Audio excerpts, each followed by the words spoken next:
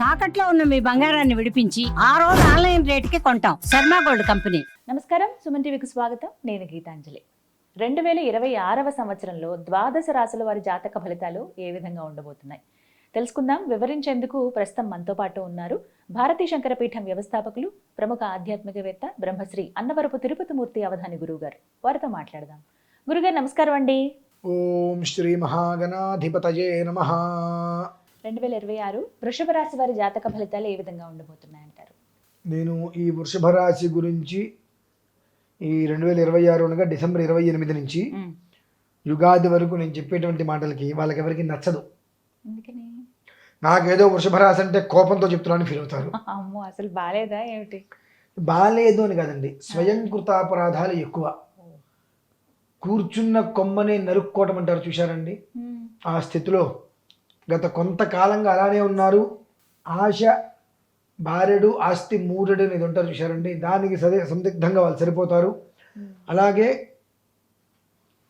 మన మంచి కోరేది ఎవరు, మన క్షేమాన్ని ఎవరు కోరుతున్నారు, మన క్షేమాన్ని ఎవరు, క్షేమం ఉంటే మనం బాగుండాలని, క్షేమం అంటే మనం ఇబ్బంది పడాలని ఎవరు కోరుకుంటున్నారు అనేటువంటి విషయాన్ని కూడా గ్రహింపు లేక అద్వితీయమైనటువంటి అహంకారం అనేటువంటిది కమ్మేసి మనిషిని, అహంభావం అనేటువంటిది పెరిగి నేను నాకు తెలుసు అనేటువంటి స్థితిలో గత కొంతకాలంగా నడుస్తూనే ఉన్నారు. అటువంటి స్థితి నుంచి వాళ్ళు బయటపడే ప్రయత్నం చేయకపోతే రాబోయే కాలం మాత్రం చాలా గడ్డు కాలం అని చెప్పవచ్చు. ఇది పురుషుల స్త్రీల అనేటువంటిది కాదు, భగవంతుడి యొక్క అనుగ్రహం వాళ్ళ మీద ఉందో లేదో తెలియదు. కానీ అమ్మా, సాధ్యమైనంత వరకు నిజం చెప్పడం కష్టం. వాళ్ళు సాధ్యమైనంత వరకు నిజం కష్టం, నిజం చెప్పినట్టే ఉంటుంది. అసలు నిజంగా చెప్తున్నా కదండి అంటారు. వాళ్ళ జీవితం నాశనం అయిపోవడానికి, రోజు రోజుకి ఇబ్బందులు పడడానికి కారణం అబద్ధాలు. అబద్ధం అబద్ధం అబద్ధం, నిద్ర లేస్తే అబద్ధం. ఎందుకు చెప్తారు? ఏమన్నా కర్మ ప్రారంధం. ఎందువల్లంటే వృషభ రాశి అనేటువంటికి శుక్రుడు అధిపతి వృషభానికి. అలాగే అందులో ఉన్నటువంటి నక్షత్రాలలో కూడా కృత్తిక త్రయపాదం, రోహిణి మృగశిరార్థం వృషభం. కృత్తిక 3 పాదాలు రవి, రోహిణి అనేటువంటిది చంద్రుడు, మృగశిర అనేటువంటిది కుజుడు. వీళ్ళల్లో సఖ్యత లేకపోవటం, సంయుక్త భావన లేకపోవటం, వీళ్ళు చేసేటువంటి చేష్టలకి గురుబలం పూర్తిగా తగ్గిపోవటం. అదే సమయంలో శుక్రుడు కుజుడు వాళ్ళని గట్టిగా పట్టుకోవటం. అంటే ఏమున్నా లేకపోయినా ఐ డోంట్ కేర్ అన్నట్టుగా ఉంటూ అంతట్లోకి మళ్ళీ చేస్తూ ఉంటారు. అంటే తనను తానే చిన్నపుచ్చుకోవడం. ఎవరో వచ్చి నువ్వు తక్కువ అనక్కర్లా, తనను తానే చిన్నపించుకునేలాగా వ్యవహారం చేయడం అనేటువంటివి గత కొంతకాలంగా జరుగుతున్నాయి. ఇప్పుడు అంటే ఒక రకంగా వాళ్ళ కాస్త కడుపుకుతున్నటువంటి సమయం ఇది. ఆ యోగం దగ్గర రాబోతుంది. ఇదే రకంగా ఉంటూ ఇదే స్వయంకృతం చేసుకుంటూ ఆ చేతికి నోటికి దూరం పెంచుకోవటమా, దూరాన్ని తగ్గించుకోవడం అనేటువంటిది వాళ్ళ చేతులు వాళ్ళు చేసుకునేటువంటి చేష్టల్లోనే ఉందమ్మా. ఎట్నుంచి ఎటు చూసినప్పటికీ కూడా ఆశాభావ జీవం. అంటే కర్మ ప్రారంధం అంటే వీళ్ళని ఎలా ఏడిపిస్తుంది అని అంటే, వాళ్ళు నేను ఏదో పని చేయడానికి వెళ్ళా, గీతాంజలి గారి దగ్గరికి వచ్చా, ఆయనతో ఏదో ఒక విషయం మాట్లాడా. ఓకే అండి చేసేద్దామండి, దీనికి ఎంత అవుతుందంటే నేను ఒక 10 లక్షలు అని చెప్పా. ఓకే అండి, ఒక వారం రోజులు మీరు కనిపించండి, మీకు 10 లక్షలు అరేంజ్ చేస్తా అన్నారు గీతాంజలి గారు. నేను వెంటనే వెళ్ళి ఇంకొక చోటు ఎక్కడో 10 మంది దగ్గర 10 లక్షలు అప్పు చేసేస్తా.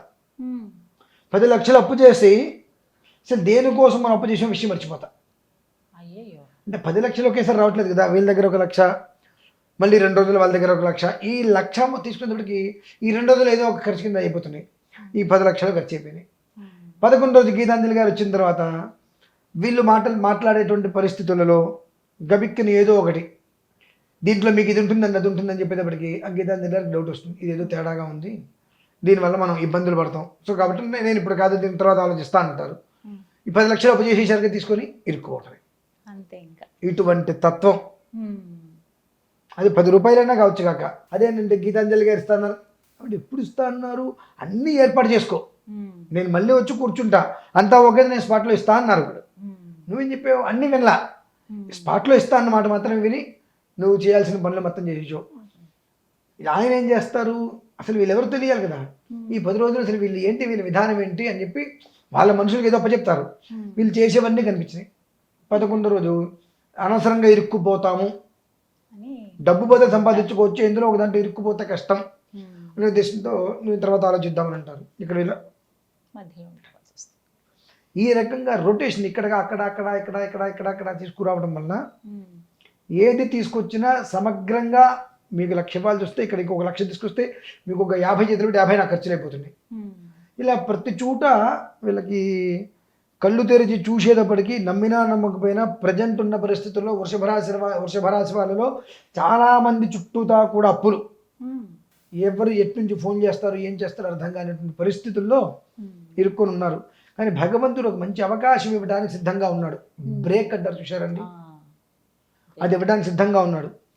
నీ బుద్ధిని, నీ ఆలోచనని సక్రమమైన మార్గంలో పెట్టుకుంటూ, సరే గతం గోష్ఠిన కర్తవ్యం, గతం ఏదో జరిగిపోయింది, ఇప్పటి నుంచైనా మనం ధర్మంగా ఉందాము అనేటువంటి స్థితిలో నీకు రావాలంటే నీకు గురువు అనుగ్రహం కావాలి. గురువు అనుగ్రహం కావాలంటే బృహస్పతిని ఆరాధించాలి. అలాగే సుబ్రహ్మణ్యేశ్వర స్వామి వారి యొక్క అనుగ్రహం కూడా నీ మీద లేకపోవటం చేత చంద్రుడు నీచబడ్డాడు, కుజుడు శుక్రుడు బలపడ్డారు, బృహస్పతి నీచబడ్డాడు, రవి సక్రమంగా లేడు. తద్వారా ఎలాంటి యొక్క భగవంతుని సపోర్టు లేకుండా మనం చేసేటువంటి చేష్ట వల్ల కోల్పోయాం. రాబోయే రోజులు వాళ్ళకి కాస్త కడుపుకి అన్నం తినేటువంటి స్థితి భగవంతుడు కల్పించబోతున్నాడు. కనుక కాస్త జాగ్రత్తగా ఉండి ఆలోచించుకొని బృహస్పతి స్వామి వారు ఎవరైతే గ్రహం ఉందో ఆ గ్రహానికో దక్షిణామూర్తికో అర్చన చేసుకుంటూ సుబ్రహ్మణ్యేశ్వర స్వామిని పట్టుకోగలిగితే బయటపడేటువంటి అవకాశాలు ఉన్నాయి.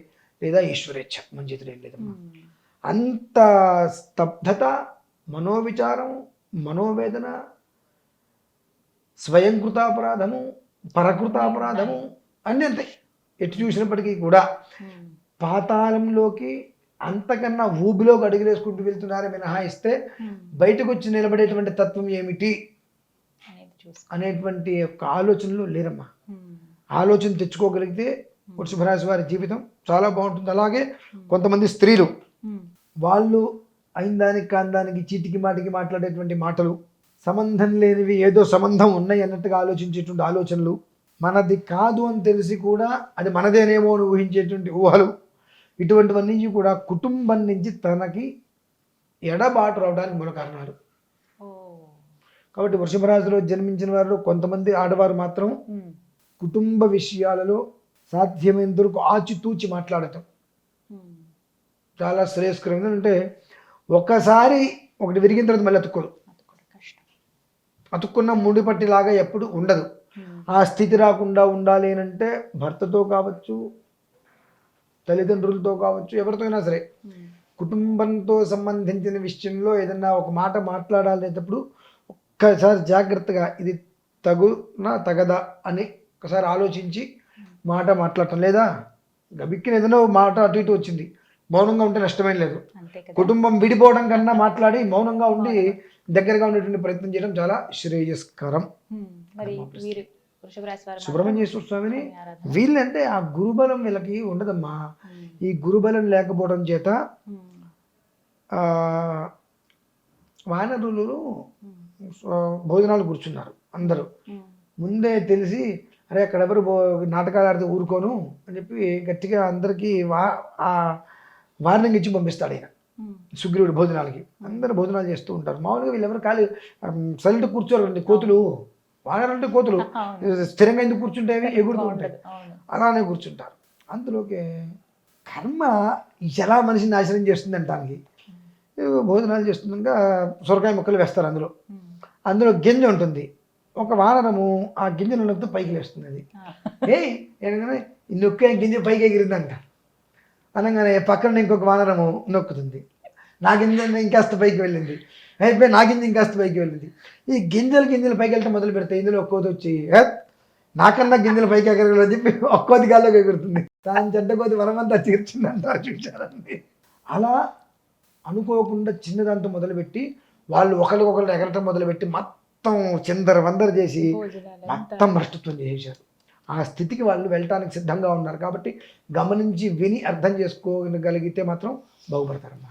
చక్కగా వివరించారు. ధన్యవాదాలు గురుగారు. పరమేశ్వరార్పణం.